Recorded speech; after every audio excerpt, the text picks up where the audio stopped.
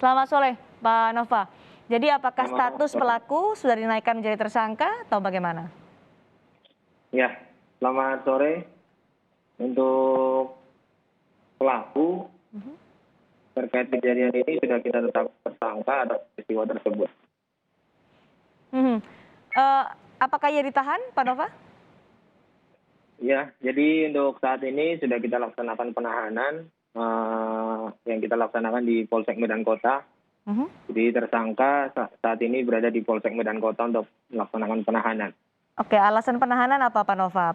Apakah ada kekhawatiran melarikan diri atau seperti apa? Ya, dalam hal ini pasti penyidik memiliki alasan tersendiri dalam hal penahanan karena dalam hal ini harus segera kita periksa lebih lanjut dan segera kita lebih tingkatkan lagi ke kejaksaan. Mhm. Adakah pasal yang disangkakan ke pelaku? Apakah memang karena kekerasan atau hal lain? Untuk pasal yang sudah kita sangkakan Mhm. saat ini pasal 335 ayat 1 Kitab Undang-Undang Hukum Pidana, subsidiar pasal 315 Kitab Undang-Undang Hukum Pidana. Mhm. Soal apa itu, Pak Nova? Terkait 335 ayat 1 terkait dengan perbuatan ancaman kekerasannya, bahwa dengan ancaman kekerasan tersebut terhadap orang lain untuk tidak melakukan sesuatu atau hal yang wajibnya harus dilaksanakan oleh seorang petugas PLN. Kemudian untuk 315 terkait penghinaan, Mhm. dalam hal ini yaitu tindakan pelaku atau saudara MRS dalam hal meludahi petugas.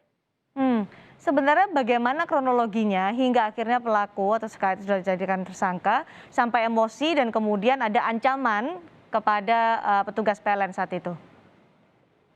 Jadi seperti ini, untuk kejadiannya pada tanggal 29 Juli sekitar pukul 3 sore, Mhm. datang 3 orang petugas, diantaranya 2 orang wanita dan 1 orang laki-laki, melaksanakan tugas penagihan bagi konsumen yang sudah menunggak terkonfirmasi kurang lebih 2 bulan. Oke. Namun dalam hal ini saudara MRS menanyakan apakah memang harus diputus pada saat itu, dan sesuai dengan SOP dari petugas PLN memang seharusnya sudah harus diputus atau mungkin Mhm. diputus sementara. Jadi pada saat itu saudara MRS tersulut emosinya sehingga mengusir 2 petugas wanita ini, namun 1 petugas dari PLN yang laki-laki sudah berhasil untuk menyegel dari Mhm. meteran listrik tersebut. Namun sambil mengusir petugas perempuan tersebut, sambil melempari dengan kerikil yang ada di rumah atau kafe milik saudara MRS tersebut. Oke. Sehingga termasuk diikuti sampai ke depan kendaraannya, Mhm. kemudian sempat meludahi dan sempat memukul kaca mobil milik petugas. Oke. Tapi tidak ada yang terluka dalam peristiwa itu ya, Pak Nova? Dalam peristiwa ini petugas perempuan karena hanya sempat terkena badan dari Mhm. salah satu petugas perempuan, namun tidak ada luka yang begitu berarti. Oke. Nah, soal urusan tunggakan listrik atau penagihan listrik seperti apa sehingga saat ini, Pak Nova, informasinya? Untuk terkait tunggakan listrik masih kita pertanyakan untuk petugas PLN tersebut, karena Oke. kita masih harus menanyakan terkait tindak lanjut dari petugas PLN terhadap tunggakan listrik dari saudara MRS tersebut. Mhm. Eee, dikatakan korban adalah pemilik perusahaan event organizer Hasselgrab yang juga pemilik kafe. Apakah itu betul konfirmasinya? Dan bagaimana dengan apakah ada juga yang dilanggar dalam hal ini adalah penggunaan listrik atau apa yang kemudian juga disidik oleh polisi? Terkait kepemilikan saudara MRS, memang benar bahwa Mhm. dia adalah event organizer dari Asal Group Indonesia. Oke.